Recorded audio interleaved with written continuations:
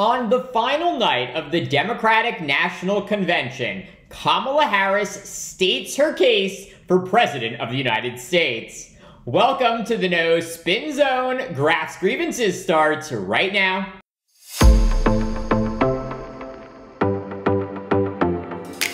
Vice President Kamala Harris giving a rousing speech on the fourth and final night of the Democratic National Convention, officially becoming the first woman of color to accept the presidential nomination of a major political party. Harris first thanking President Joe Biden for his historic record of accomplishments. To our President Joe Biden, when I think about the path that we have traveled together, Joe, I am filled with gratitude. Your record is extraordinary, as history will show, and your character is inspiring. And Doug and I love you and Jill and are forever thankful to you both. Next, Harris reintroducing herself to the American people and describing her only in America story, recounting how her mother at just 19 years of age moved from India to the San Francisco Bay Area with the dream of curing breast cancer. There, Harris's mother meeting her father, an economist who briefly raised Harris and her sister Maya together before they broke up. Harris explaining how watching her mother raise her and her sister as a single parent inspired her. My mother was a brilliant, 5-foot-tall, brown woman with an accent. And as the eldest child, I saw how the world would sometimes treat her. But my mother never lost her cool. She was tough, courageous, a trailblazer in the fight for women's health, and she taught Maya and me a lesson that Michelle mentioned the other night. She taught us to never complain about injustice, but do something about it. Do something about it. And boy, did Harris take that to heart. When Harris was just a teenager, she learned that her friend was being sexually abused and took action. You see, when I was in high school, I started to notice something about my best friend, Wanda. She was sad at school, and there were times she didn't want to go home. So one day I asked if everything was all right, and she confided in me that she was being sexually abused by her stepfather. And I immediately told her she had to come stay with us, and she did. This is one of the reasons I became a prosecutor, to protect people like Wanda, because I believe everyone has a right to safety, to dignity, and to justice.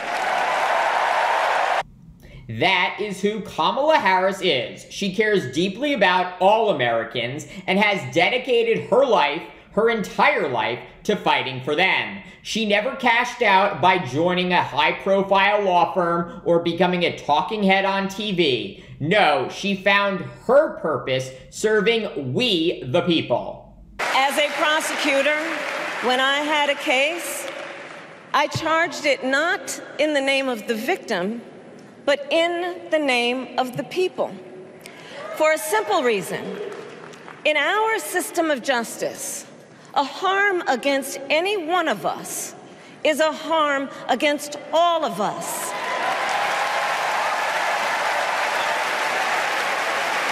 And I would often explain this to console survivors of crime, to remind them no one should be made to fight alone.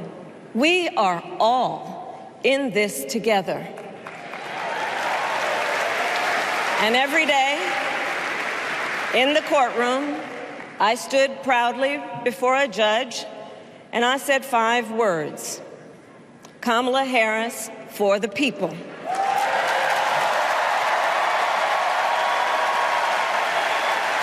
And to be clear, And to be clear, my entire career, I've only had one client, the people. And so, on behalf of the people, on behalf of every American, regardless of party, race, gender, or the language your grandmother speaks, on behalf of my mother and everyone who has ever set out on their own unlikely journey, on behalf of Americans like the people I grew up with, people who work hard, chase their dreams, and look out for one another, on behalf of everyone whose story could only be written in the greatest nation on earth, I accept your nomination to be President of the United States of America.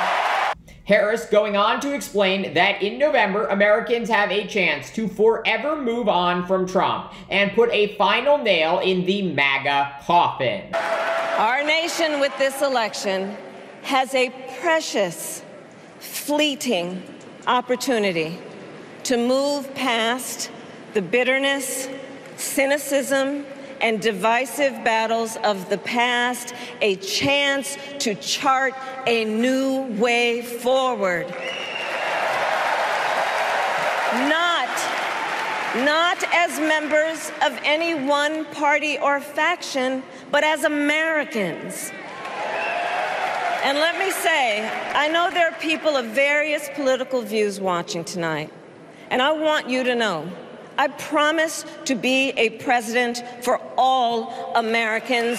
You can always trust me to put country above party and self, to hold sacred America's fundamental principles, from the rule of law to free and fair elections to the peaceful transfer of power. Harris promising to be a president for all Americans, not some radical communist her adversaries have falsely portrayed her to be. I fought against the cartels who traffic in guns and drugs and human beings, who threaten the security of our border and the safety of our community. So much for Harris being soft on crime. Next, the vice president using her prosecutorial skills to detail the stakes of this election. Fellow Americans, this election is not only the most important of our lives, it is one of the most important in the life of our nation. In many ways, Donald Trump is an unserious man. But the consequences of putting Donald Trump back in the White House are extremely serious. Consider not only the chaos and calamity when he was in office, but also the gravity of what has happened since he lost the last election. Donald Trump tried to throw away your votes. When he failed, he sent an armed mob to the United States Capitol, where they assaulted law enforcement officers. When politicians in his own party begged him to call off the mob and send help, he did the opposite. He fanned the flames. And now, for an entirely different set of crimes, he was found guilty of fraud by a jury of everyday Americans and separately found liable for committing sexual abuse. And consider what he intends to do if we give him power again. Consider his explicit intent to set free violent extremists who assaulted those law enforcement officers at the Capitol. His explicit intent to jail journalists, political opponents, and anyone he sees as the enemy. His explicit intent to deploy our active duty military against our own citizens. Consider the power he will have, especially after the United States Supreme Court just ruled that he would be immune from criminal prosecution. Just imagine Donald Trump with no guardrails, and how he would use the immense powers of the presidency of the United States, not to improve your life, not to strengthen our national security, but to serve the only client he has ever had, himself. Harris going on to explain what a second term of Trump would mean for America, including cuts to Social Security and Medicare, the repeal of Obamacare, the elimination of the Department of Education, and a national ban on abortion. Harris also saying Trump would further bankrupt America by giving more tax cuts to the ultra-rich. He fights for himself and his billionaire friends. And he will give them another round of tax breaks that will add up to $5 trillion to the national debt. And all the while, he intends to enact what in effect is a national sales tax, call it a Trump tax, that would raise prices on middle-class families by almost $4,000 a year. Meanwhile, Harris not only promising to protect America's social programs, along with expanding voting rights access and restoring abortion rights, but grow the middle class. We will pass a middle-class tax cut that will benefit more than 100 million Americans.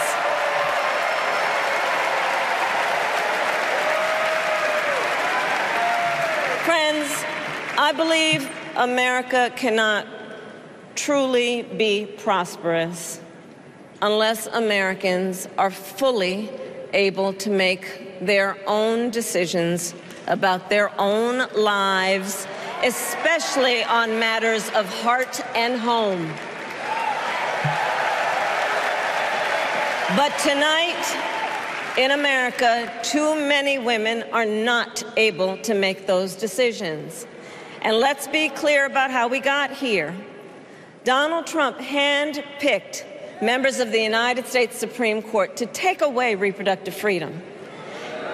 And now he brags about it. And he is not done. As a part of his agenda, he and his allies would limit access to birth control, ban medication abortion, and enact a nationwide abortion ban with or without Congress. And get this, he plans to create a national anti-abortion coordinator and force states to report on women's miscarriages and abortions. Simply put, they are out of their minds.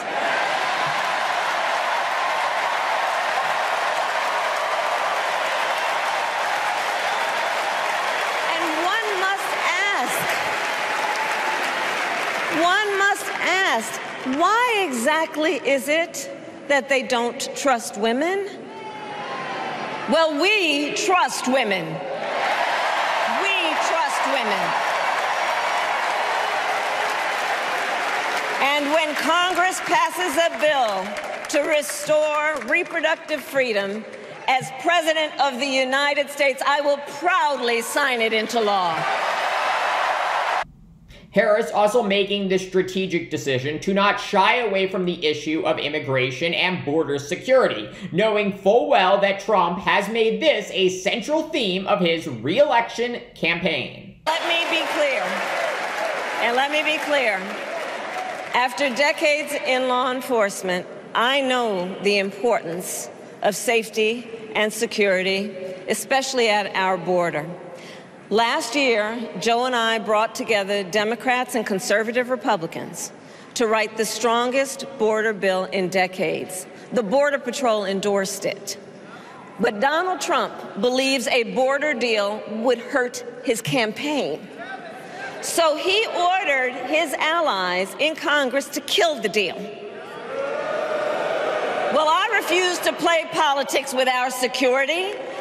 And here is my pledge to you. As president, I will bring back the bipartisan border security bill that he killed, and I will sign it into law. Harris geniusly turning the tables on Trump, blaming him for the crisis at America's southern border, and pledging to actually address the problem with a Republican policy proposal if elected president. Finally, Harris touching on foreign affairs, saying as commander-in-chief, she will ensure America always has the most lethal fighting force in the world, and strengthen, not abdicate, our global leadership like Trump has. Trump, on the other hand, threatened to abandon NATO. He encouraged Putin to invade our allies, said Russia could, quote, do whatever the hell they want. 5 days before Russia attacked Ukraine, I met with President Zelensky to warn him about Russia's plan to invade. I helped mobilize a global response, over 50 countries, to defend against Putin's aggression. And as president, I will stand strong with Ukraine and our NATO allies. And as for the most divisive issue currently facing the Democratic Party, Israel's war in Gaza, Harris diverging little from Biden on policy, but emphasizing she is greatly concerned about the thousands of innocent Palestinians losing their lives today. I will always stand up for Israel's right to defend itself, and I will always ensure Israel has the ability to defend itself, because the people of Israel must never again face the horror that a terrorist organization called Hamas caused on October 7, including unspeakable sexual violence and the massacre of young people at a music festival. At the same time, what has happened in Gaza over the past 10 months is devastating. So many innocent lives lost. Desperate, hungry people fleeing for safety over and over again. The scale of suffering is heartbreaking. President Biden and I are working to end this war such that Israel is secure, the hostages are released, the suffering in Gaza ends, and the Palestinian people can realize their right to dignity, security, freedom, and self-determination. Harris's 40-minute convention speech masterfully explaining who she is and what she stands for, while exposing Trump for the narcissistic, convicted felon plutocrat he is. Harris reminding Americans that at her core, she is a pragmatic prosecutor who shares your values of freedom, opportunity, compassion, and fairness. And while it is legitimately challenging to understand how anyone could support Trump after watching both the Republican and Democratic national conventions, this race remains neck and neck, and will remain that way through Election Day. Therefore, if you care about the direction of this, the greatest country in the world, now is the time to get involved and fight. Thank you for watching this special edition of Graf's Grievances and all of our coverage this week from the DNC. Let me know what you think. Please like, subscribe, share, and join me next week for more.